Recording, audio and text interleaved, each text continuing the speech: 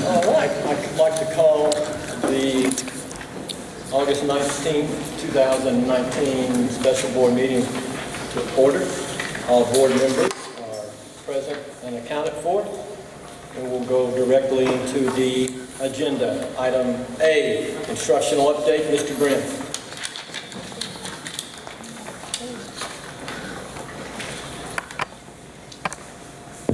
All right, thank you. I'll be short and sweet this evening. 3 items to discuss. I'll talk loudly. 3 items to discuss. We want to give the CDIP item updates that are appropriate for the August meeting. Discuss the start of school briefly, and then update you on the Best Practice Academy. So to begin with, the 2 CDIP items that were scheduled for review tonight are the special education audit. We have recently completed that audit with Ms. Frohoff, who was the individual that the board approved back in January or February in order to conduct that audit. She did that throughout the spring semester last year and has just recently provided us her report on that audit. We will give you a full that full audit in written form in the September meeting, as well as be able to answer more detailed questions with that. But a lot of that work, I want to celebrate a lot of that work in her ability to come in and work alongside of us and give us an outside lens of how we can continue to improve in terms of special education. And a lot of those pieces have been put in place already for this year, including change in the way we do speech pathologist caseloads, the co-teaching training, which we've offered at the elementary and secondary levels, which have been tremendous, have been a result of the ability to collaborate around what the next best steps are in that department. So I want to thank you all for the funding to make that happen. Ms. Francis for her team taking on that. I'm not sure where Ms. Francis is. I know she's here. Ms. Francis and her team for taking on that opportunity and then really putting into action what has come from that. So a major celebration there. The other piece is the cross-community partnerships, and we wanted to update you on that. Mayor Trogett is continuing to discuss with some other communities of how they've set up similar 501c3s. If you remember, that is what we have discussed in the past, of a possibility to be more intentional about ensuring all the branches of service to our community work together in a more streamlined fashion. We continue to investigate how that would work. We have a basic agreement drawn up with that idea, but we are just continuing in the process to see how other communities have been effective with that. I do want to celebrate with that progress, though. Just in having those conversations, a few things have happened, and a lot of that, shout out to Mr. Gibson and his work on the chamber board, about being intentional, about seeing that everyone feels that same need. They have begun meeting regularly with all of the government officials in school, and Mr. Gibson is in those meetings, and Mr. Hawkins has been at some of those meetings, so that all of the mayors and the county judge exec can all sit at the table and just talk about what are the universal needs they're seeing. So that really comes out of just those conversations beginning. One piece that we may be bringing to you in a upcoming meeting in the next couple months is we have all seen the need for a grant writer, that we all have different grants that become available through either state government or federal government, and whether that's a school system related or whether that's community related, but none of us currently have a grant writer employed, and so possibly partnering together to find an individual who could help all of us when those grants come available. So that is something that we're currently looking into, and we sure hope to be able to present a plan to you all in the next couple months. Of course, want to celebrate the start of school. Really just a tremendous start of the school year this year. We were a bit surprised to welcome back 100 additional students than what we had left the school year with last year. So you can never totally expect how many new faces are going to show up at your doors. But we were more than happy and truly blessed to have 100 additional faces that we get to serve this year inside of our school system. And you know, we were walking around the first few days of school talking about how excellent the start is and how positive it was and how everything just seems to get right back into motion here in Woodford County Schools. And that's not really a surprise anymore, and I think that's something that we really have to realize is a blessing with the leaders we have in our schools and the consistent leadership we have in this district, that we are able to just get right back to business on day one. And on day one, we're able to show up, and we have 100 new students, and everyone takes it in strides and know the structures that are to make sure that our kids have a positive emotional environment, a safe physical environment, and then rigorous learning inside those classrooms once they get in there. So a great start, and it's really just a Woodford start. That's the way we kick off the school year. We get up and running, so pretty awesome.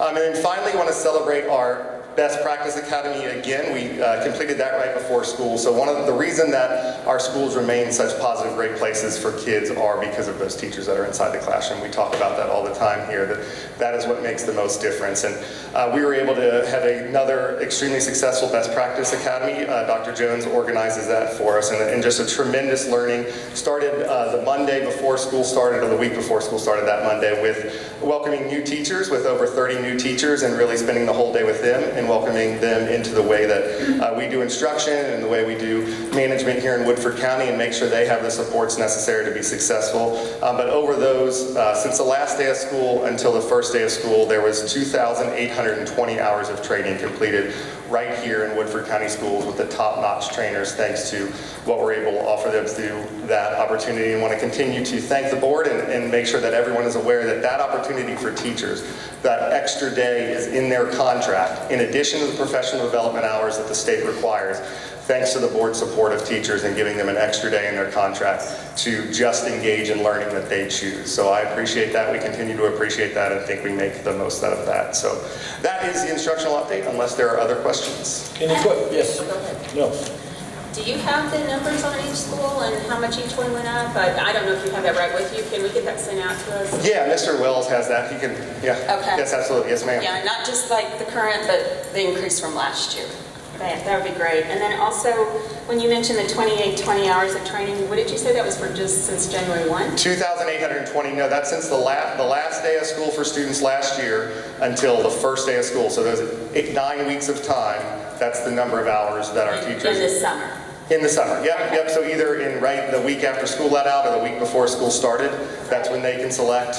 And that's a 6-hour minimum that's in their contract, and the majority of our teachers engage in much more than that 6-hour minimum. They're paid for one day, but there are many, many teachers who are here for every single day of those 8 days of offerings, because they recognize that. And when those were in our district, that was through the best practice, or was there other? Nope, that's all. Those are just including the ones that were, all held right here at the middle school, actually. So that's just best practice hours here at the middle school. Thank you, Jimmy. Thank you. Any other questions or comments? Well, I would just say that I did get to attend the opening day this year, and it was wonderful. The quality of the teachers and the staff, it was just apparent. And so I'm not surprised that we've had some success in the first few weeks of school. And then also just know that the opening day was really a fabulous job. Very, very nice. We 100% agree. We've heard great things and got everybody pumped up. So, and Mr. Hoffman may share, but the number of teachers we heard walking through the hallways the first few days of school that really took that to heart, and as he said, sharing themselves with their students so that they can make it a community, that's apparent. That's what we love when we see trainings. Then we walk around and say, oh my goodness, it's happening for our kids. So yeah, very good. Thank you for saying that. Any other questions or comments? I would say a thank you to our teachers for being willing to go that extra mile and give those extra Absolutely. PE hours that aren't required, but they're doing it to better themselves and better our kids. I'm very grateful for your all and your willingness to do that. They're the best. Great. Anything else? Thank you, Mr. Brown. Thank you, Mr. Wilson. In Mr. Brenn's comments, he mentioned that we have had an increase of 100 students over the end of last year, which necessitates the hirings of some additional staff, and the superintendent has requested that we do that this evening. Mr. Hawkins. Thank you, Mr. Wilson. We are up 108 students compared to the last day of school last year, and we will certainly send out those enrollment figures so you can see school to school. But we are requesting 3 regular education teachers, 1 special education teacher, and 2.5 instructional assistants in order to meet the staffing guidelines. And we're doing it tonight so that we can move a little bit more quickly to get those positions posted, so that we can try to get, in most cases, they had done subs because they had seen some numbers already increase. So classrooms have been established, but it's time to go ahead and get those done on a permanent basis. So we would ask for your consideration and approval of those new positions. What are they? The positions, I know you put them in our, We have so they're one. like Undertown. one at Huntertown, one at Simmons, one at the middle school. Those are the regular ed positions, and then the special ed position is at the middle school. The instructional assistant is at Huntertown, one is at Simmons, and the halftime is for our EL program to help meet the needs there. I'll move that we create those new positions that the superintendent has requested. There's a motion on the floor by Ms. Edlin, a second by Ms. Springate to approve the superintendent's recommendation regarding creation of positions. Any discussion on the motion on the floor? All in favor say aye. Aye. Opposed nay. Motion carries 5-0. We will now go into our planning session, part of the agenda, and I will call upon Ms. Smith to review the financial summary with us.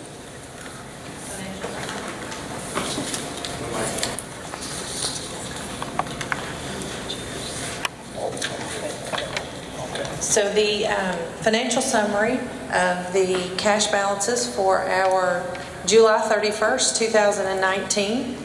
We have our general fund. We began with a little over $7 million.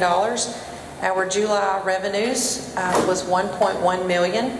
Expenditures, $769,000, and ended the month with $7.4 million in our general fund. Our special revenue fund, which is our grants, we began with $259,000, revenues $365,000, expenditures $341,000, and ended the month with $283,000. Our district activity fund, we began with $481,000, revenues $72,000, expenditures $18,000, and ending with $535,000. Within this fund is where we maintain our one-to-one device. We began the month with $36,000, have receipted $3,500 to date, or through the end of July, had $5,600 in expenditures, and ended the month with $34,800. We have a new fund, our school activity funds, which does begin with a beginning balance. Those were transferred to the district during the month of July. The Governmental Accounting Standard Board has redefined the categorization of school activity funds, and they are now required to be reported in our Munis system. So we have transferred those over through the month of July in order to adequately account for those. So the $177,000, most of that was just a transfer from the school accounts into ours. There were $22,000 in expenditures, and we ended the month with $155,000. And I see I have a description where I copied that, and I need to remove that. I apologize. I will make that correction and upload this to your all's online version. Our capital yes, go ahead. So where were the school activity funds before? Were those in the district activity fund? No, they were actually at the school level. Each school had a checking account. Okay. I guess I thought when the district activity fund came, it moved a lot of that out. It did move a lot of that, but not all now of it's that. taken the And now it's all here. Okay. Yes. And how were these reported previously? They were reported on monthly financial statements and bank reconciliations from each school office to our finance office. It was not required to go to the Board of Education. The Red Book is what governs these schools' activity funds, which still governs these school activity funds, so we still have to follow those procedures. And the budgets were reported to the board. So if you go back to May, there was a board agenda item for school activity funds. So those were presented in May to you all for board approval. So there's going to be more information coming your way in the future regarding school activity funds. Our capital outlay fund, we began with a zero balance. And we've received $180,000 in the month of July. There were no expenditures, so we ended the month with the same. Our building fund, we also began with zero. The revenue portion of this has only half of the state amount, which is a little over $70,000. We did have a $1.8 million bond payment that was required in July, so that is why that fund is sitting in a negative. That cash obviously is pulling from our general fund, and that will remain a negative until we get our property taxes in November. Our construction fund, we began with $1.8 million. We did not have any revenues for that particular month, and expenditures of $80,000, and ended the month with $1.7 million. Our debt service fund, again, this is a flow-through just for our debt service payment, so it will always begin and end with a zero amount, but you see the $1.8 million transfer from the building fund to make the debt service payment. Our school activity funds, we began with $378,000. Our revenues were $55,000, expenditures $50,000, and ended the month with $383,000. Our daycare operations, we began with $118,000. Our revenues were almost $8,000, expenditures $10,000, and ended the month with $116,000. There was no activity in our community education fund, so it began and ended with $36,000. For a grand total of $10.1 million beginning balance. Revenues received in the month of July were $3.9, expenditures $4.9, and ended the month with $9.1 million. Are there any questions? I guess, can I just ask about the building fund? Yes. So that expenditure of $1.8 million was for? It is a transfer from building, because that's what makes our debt service, into the Fund 400, the debt service fund you see down 2 levels. And that's what actually made the bond payment for the bond that was due on July 1st. Any other questions? Thank you, Ms. Smith. Mr. Hawkins, I'll turn it over to you to lead us through the next week's agenda. All right, Mr. thank you, Mr. Wilson. Would like to note that we will have a fairly large number of student recognitions next week. Typically the time that we try to recognize some of our spring sports for some of their accomplishments, so you'll see several of those, as well as our students who attended the Governor's Scholar Program and the Governor's School for the Arts Program. If you look at the consent agenda item, we have a few donations this month. The vast majority of them are towards Simmons for their run for DC, or the DC trip. I would like to especially thank the Woodford County Heritage Committee. They make this donation each year so that it helps offset some of the transportation costs for our 4th graders to go to the Jack Jewett House. And so I certainly always appreciate them and their support of that event. And then several Hall of Fame donations that is coming up next month, that recognition. Any questions on the donations? Fundraisers, it's that time of year.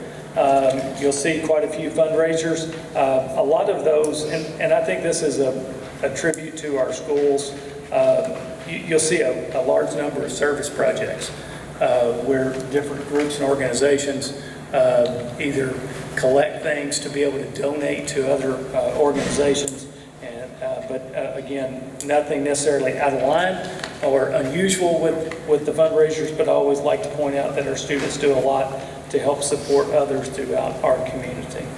Any questions on those? All right, travel requests.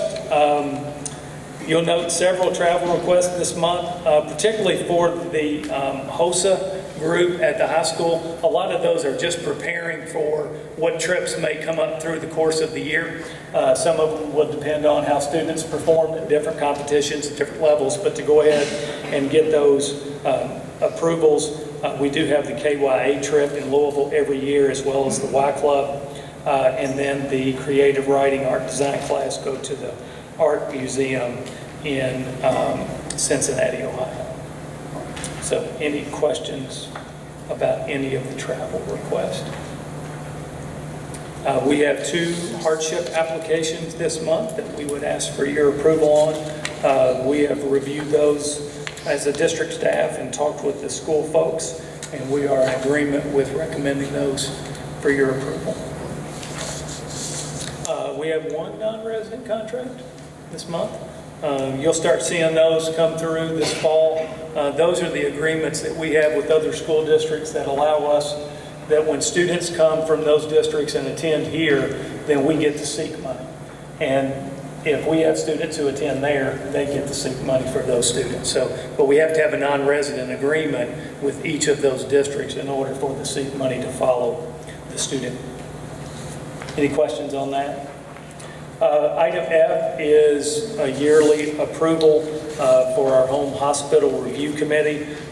So that committee is in place so that any student or parent who requests a child to go on home hospital instruction, it's reviewed by that committee for approval before that can take place. And then item G, it's a contract, it's an amended lease for the site that we are leasing for adult education.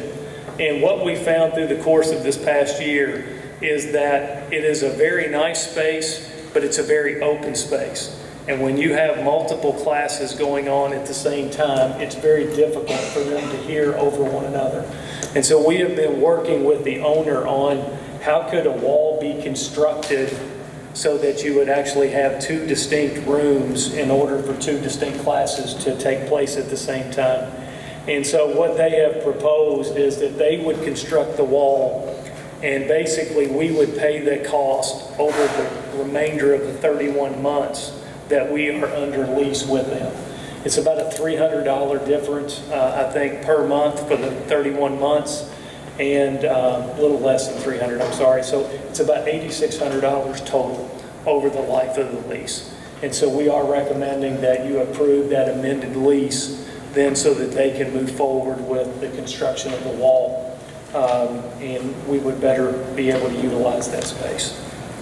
Any questions on that? Would we have any cost in taking it down? No. If we don't renew our lease? No. I guess this isn't really something, but I think we should be thinking about is, you know, the wonderful news about how many graduates we've had. I mean, is this space going to, I don't know if we talk to the landlord if something else comes up, because it is a great location. Yeah. So We have been in communication with them, and I'm sure we'll be keeping an eye on the space now. It has served our needs very well through the course of this year, and so, but I think that's something that we'll continue to monitor. if he has something else open, that he would knows to talk to us. Yes. Okay. So that's the consent agenda. I'll move into the regular agenda. Item A, and this is probably the lengthiest personnel report you'll have for the course of the year, because there's a lot of things that take place over the summer. But that is the list of all personnel actions that have taken place since our last board meeting. Item B is the notification of bills. We would ask you to accept those.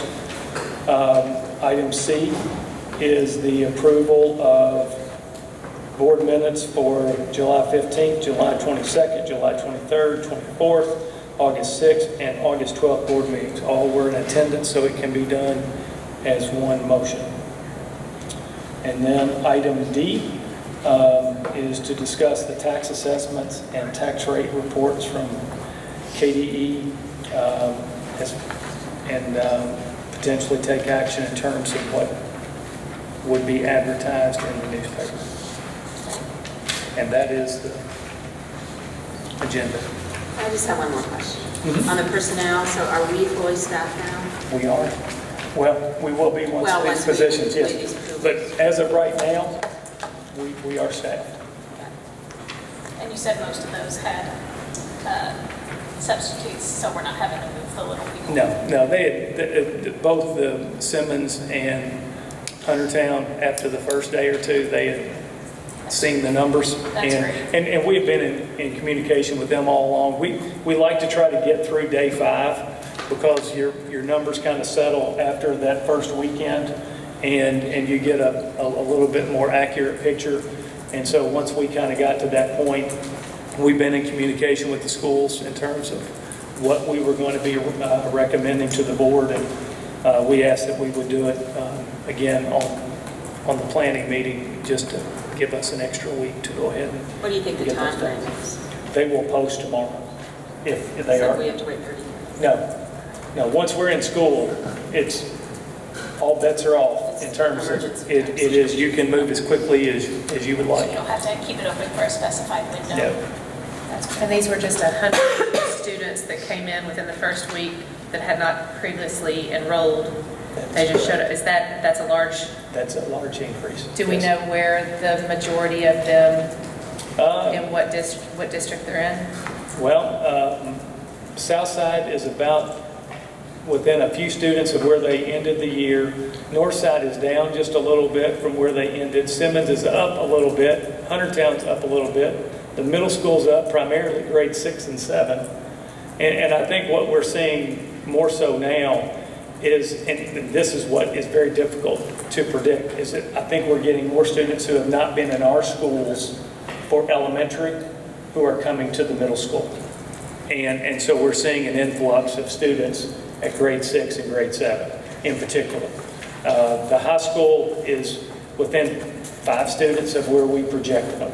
So the good thing is that the increase has been spread out, and it really hasn't been at one school in particular. So I guess when we get these numbers, can we also get the contracted, the tuition student numbers within that, like at each school?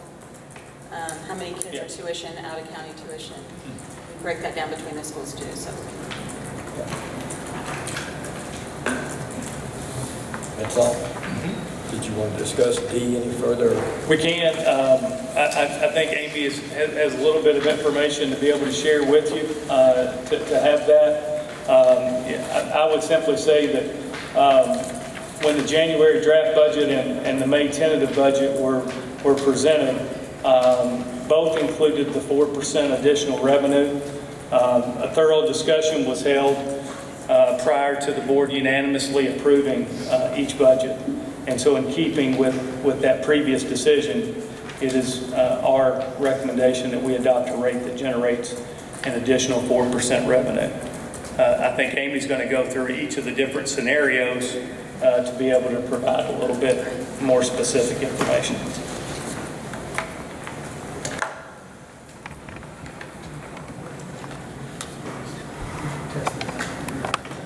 Testing. It's going to be on the screen behind you. Good. So what I am going to cover basically is just, I've only got 4 slides, not a whole lot, but it is to highlight 3 options. Although we are recommending the 4%, I do want to cover some details within the 4% in addition to keeping the rate the same, and also the compensating rate, which is another option on our tax rate. So the first thing I definitely want to cover is a sample ad, and this is not something that I really have a lot of control over. This is an advertisement that KDE provides us and says if you want to raise your rates, then this notice has to be advertised. We have to advertise it two weeks in a row. And then we can have our tax hearing between the 7th and 10th day after the second advertisement.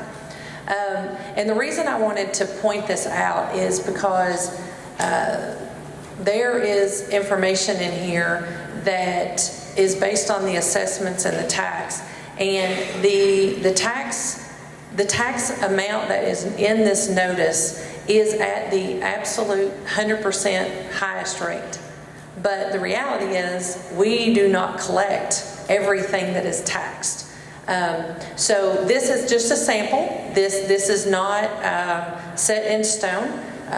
It will be, pardon? It's using our information. It is using our information, and it will be fine-tuned once the decision is made next week.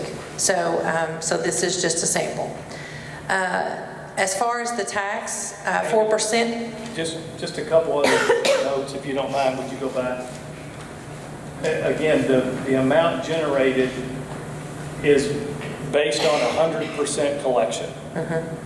All right, so that is a little bit misleading when you look at that ad, because we typically are between 97 and 98% collection. The other thing that it doesn't indicate either is the amount that we lose in SEEK because our assessments went up. Are you going to lay that out? yes, I'm going to go through No, but that. I'm just saying, Yeah. it's Okay. not in the ad, so again, Right. it's a little bit misleading. So you don't get what the No. final net is from the ad. You Right. only get a revenue side, and it's based on 100% collection. So I Right. think those are just a couple of things to point out.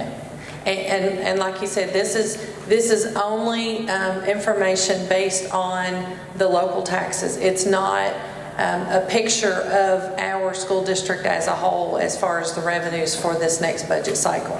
And so I've got a few more details about that. The ad only includes this local tax. It also includes funds that are generated for our FSPK, which that is our building fund. A few minutes ago when I went through the cash statement, you asked about the negative $1.7 million. Well, that our building fund, we have a specific restricted amount that we have to move out of our general fund into our building fund that is restricted for only those type of expenditures. So this increase includes all of that. It's not a picture of just the general fund increase. It includes everything. The other item, as Mr. Hawkins has mentioned, I have to report 100% of this possible revenue. So it's just a calculation. We have the assessment, we have how much is going to be taxed, but that does not include what people actually pay. So historically, as he said, we have been between 97 and 98%. The collections that these numbers are based upon is 98.32. That is what our collection rate was for FY19. But please note that that can change. These are budgeted amounts based on historical data. So that has to be included as well. So does that mean that 310,000, you're saying at a 98.32 collection rate, it's 310,000 less than what's in the notice? That's correct. Okay. Yes. This also does not include the impact of our SEEK. So as whatever our tax assessment is, when CARE was passed in 1990 and SEEK was established, the formula was established to create an equalization for districts that had taxing abilities and those that did not. So for every dollar that we have in our tax assessment, 30 cents of that dollar is reduced from our SEEK allocation. So even though our assessments go up and our local revenue goes up, that advertisement does not reflect the impact of what our SEEK, how it's been adjusted. So that's something that's very important because it's very significant. And then finally, that advertisement does not include what I would recommend as a budget for our distilled taxes. The 4% rate of our distilled assessments is $853,000. I would not recommend that we budget that full amount. And the reason is because if we look back through the last 7-8 years, we, first of all, have never received $853,000. The highest we received was this past year, and it was explained to me kind of as an anomaly that the amount of the assessments that are given to us in this time frame, July-August time frame, those are estimates, and that the tax reports that the distilleries have to file are not completed when these assessments are made, so they make estimates. When they actually get their tax bill, however, at that point in time, they know what their assessments are, and that's what they pay. So it is a number that's very difficult to project, and with the unfortunate event of what happened back in July, where we had a distillery that lost an entire warehouse, my fear is that that may impact us. And I do not want to over budget or budget an additional amount of money that we may never see. I would rather, and I will know what we receive in the January, February timeframe. So at that point in time, we can definitely have a discussion, and that money would just, be available at that point in time. But I would rather not budget it and plan to spend it until I know we have it. So those are just a few things. So if you look at that tax. On the information sent to us from KDE, the amount that it shows for distilled spirits is nowhere near that. Do they just not capture it? Like, I'm looking at their thing, and it's around $94,610 for last year, and they're assessing it. Can I see what you're seeing? That's the increase. That's the increase. That's but it's- the increase. So they're saying It 123,000 says more. property subject to That's taxation. 123 million in assessment. And, That's not the tax. okay.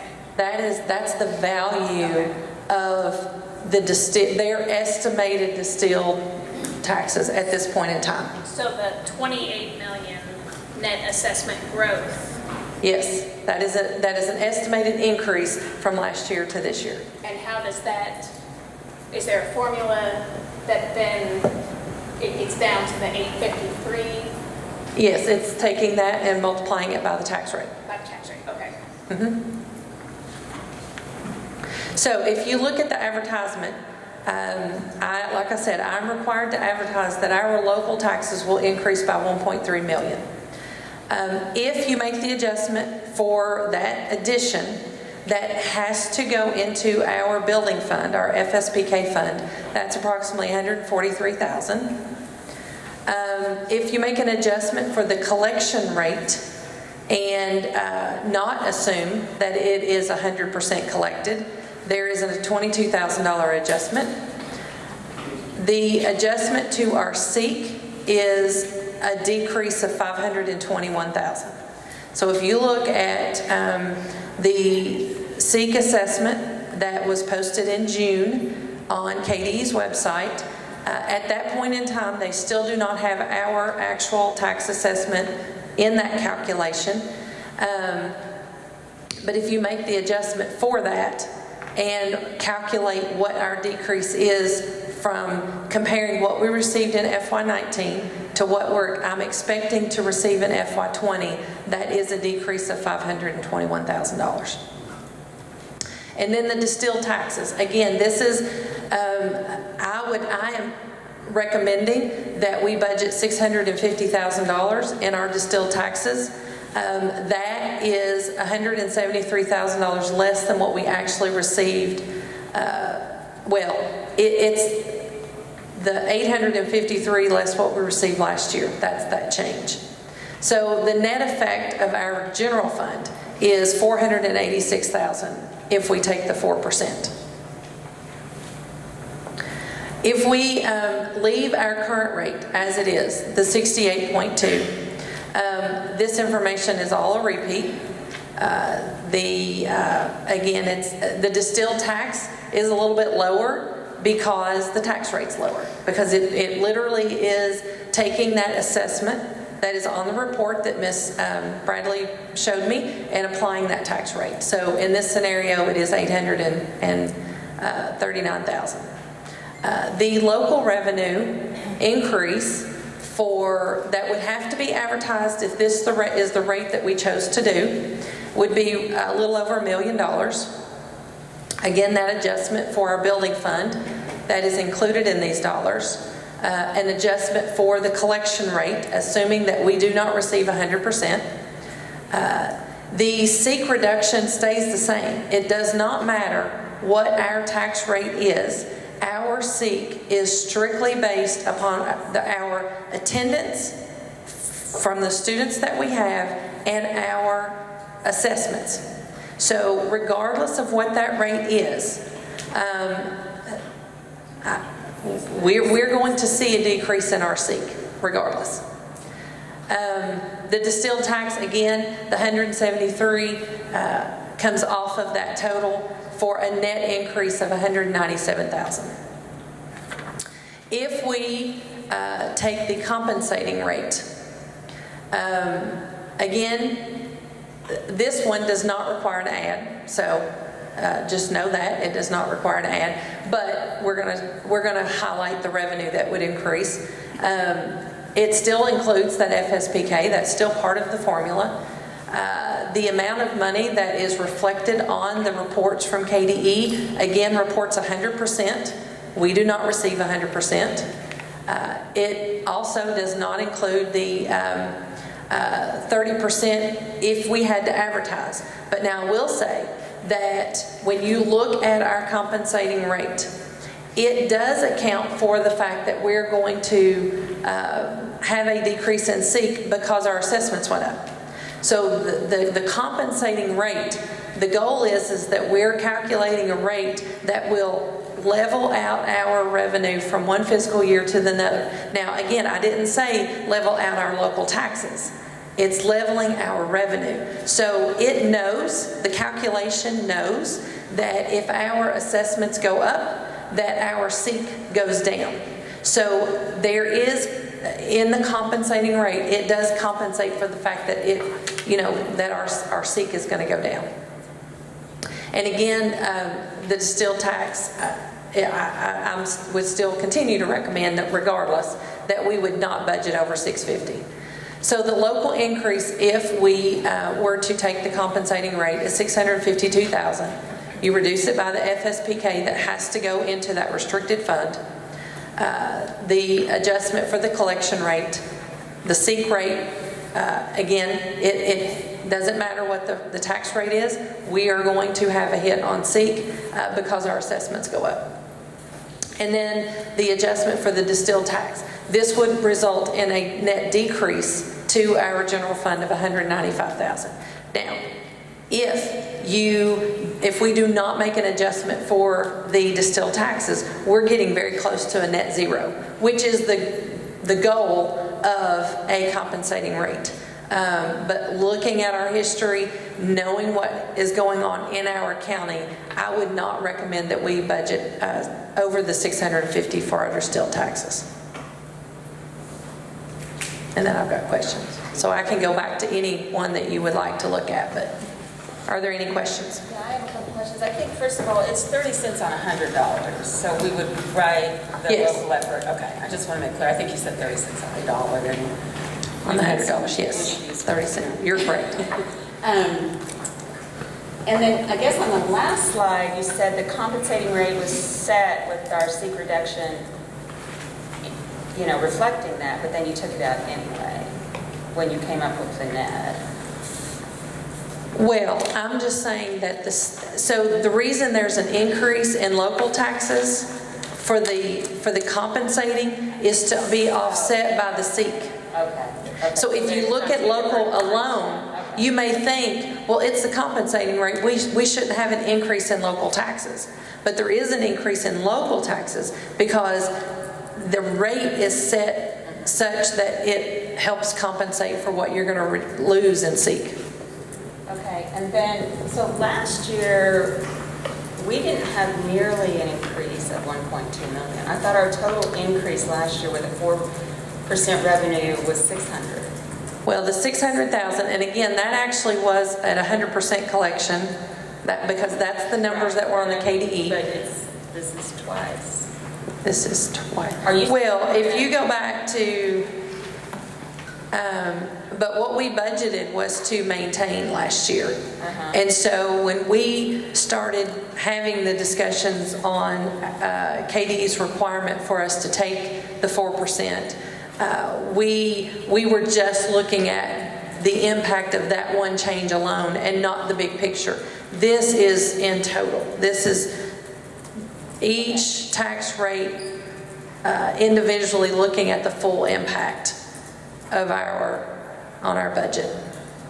Right, but in the notice, it looked like the revenue for the 4% was close to 1.2 million. And yeah, exactly. And So what was the 4% revenue without all this other considerations last year? say that one more time. So what was our, if you remember, we took the 4% last year revenue increase. What was that increase? Not the net, but just the actual increase. I do not have, I don't have that number on with me. I can definitely Okay. provide that. Yeah. Okay. But the assessment saw a significant bump this year. Yes, and that is another point. So last year, our assessments only increased approximately between 70 and 75 million. This year, it actually increased 143 million. Yeah. Is that because of some of the businesses or? I'm assuming so, yes. It's clearly not housing. Don't they assess a third of the county? I think it's a fourth each. Is it a fourth now? So they might have been. So it depends on where they assess. Well, no, more than bakery came on last year too. I don't know. Okay. He was just wondering if more than a More bakery than when they bakery came may on have- to this, May to have the hit tax rolls. this past year as opposed to the year before.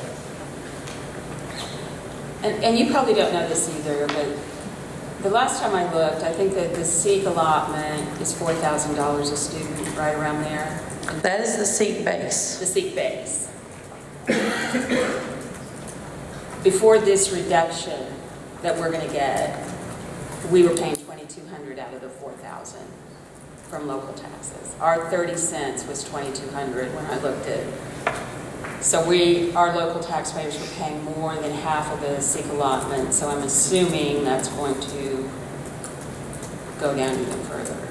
Yeah, we'll be paying Right, if more. we take the 4%, our Well, just this 531,000. our SEEK is less than 10 million, and our local taxes are, for general fund only, are going to be approximately 15 million. So yes, we are primarily locally funded.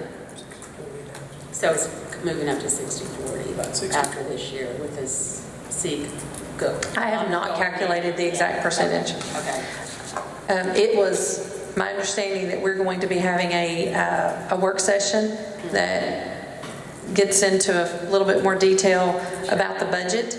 And so some of that information, it was my intent to provide with Okay. at you all. No, that's fine. And you know I know you know it, and you'll give it to us. It's just like an educational thing for everybody, not just Right. us. So, Anything else from Ms. Smith? so next week, are we just voting on what we want the ad to say, right? Is that correct, Ambrose? Mr. Superintendent? Well, to be safe, if you were to place an ad that highlights the 4%, you are protected, because then you can adopt a rate that would be lower. However, if you advertise lower, you cannot take the 4%. So, again, I think the board, not asking them to make a determination on what the tax rate's going to be, if you want to give yourself the most flexibility, the ad that says the 4% rate gives you the most flexibility then in terms of what you want to do. Because if you say, we want to keep the rate flat, or that's what we want in the ad, you only have that or the compensating rate. Sure. Whereas the 4% ad allows you to consider all three. One other detail that I will need next week is the exact venue. If we have historically had this meeting at our central office, if that is not the intent, I will need to make sure that that gets in this advertisement. So the location and the date and time all has to be publicized. Okay. Any other questions?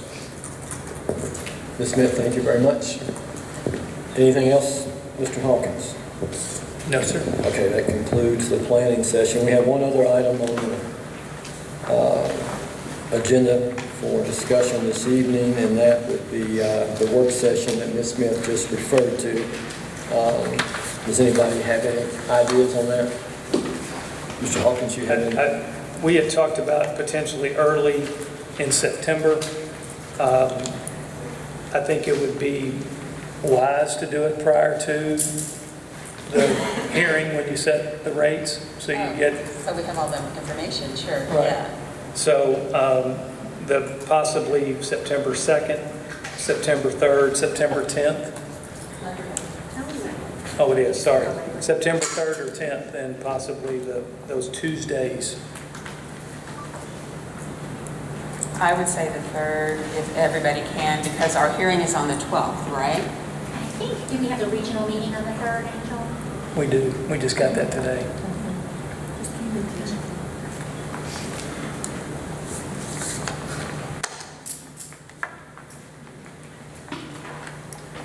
I'm good either one. I can do the 10th. Do The it. 10th, I can do the 10th. And then we have to have it by the 12th. I mean, we Is that- don't have to. I think it would be helpful if you had the You mean work the hearing. session. No, I You mean the mean, hearing. we're Oh, tentatively yes. thinking the 12th for the hearing. I think Correct. that's the Okay. last, yeah. I have a conference on the 10th, but I'm available after that. Potentially 5:30. Would that work on September the 10th? And where? We can do it at our office, it'd be fine. All right, September 10th, 5:30, board office. Everybody in agreement? Okay. It's my pleasure to welcome Ryan back. Been gone all summer. He's had a busy summer, governor, scholars, and everything. So we'll begin, as we always do, any board member remarks with you, Ryan. Well, I was just going to say, it's been a good start back to school this year. Excited to go for my senior year and for the district and counties in general. Just looking forward to everything. Well, welcome back. We look forward to hearing all about governor, scholar, and when the time's appropriate. Ms. Springate. Ms. Bradley. Yes. So in looking at all the different options for our tax discussions moving forward, I think there's a couple things that are worth pointing out. One is that the 4% tax increase is the mechanism that the state gives us to fund our schools. And this is not unique to being under Mr. Hawkins' tenure. It is routinely taken. It was routinely taken under Mr. Stoller's tenure. It's how we fund our schools. It's how we achieve the level of excellence that we have and hope to continue. That said, I feel like I would be remiss in every promise that I made in running for school board if I didn't address the other option on the table that could alleviate some of the tension within the board and within the community. We do have the option to ask for a nickel tax. I know some of you are already shaking your heads. We've done this. It was hard, but it's a different question now. We know that without a nickel, we will build a school in phases. I won't stop advocating for a new school. We need a new school. Our kids deserve a new school.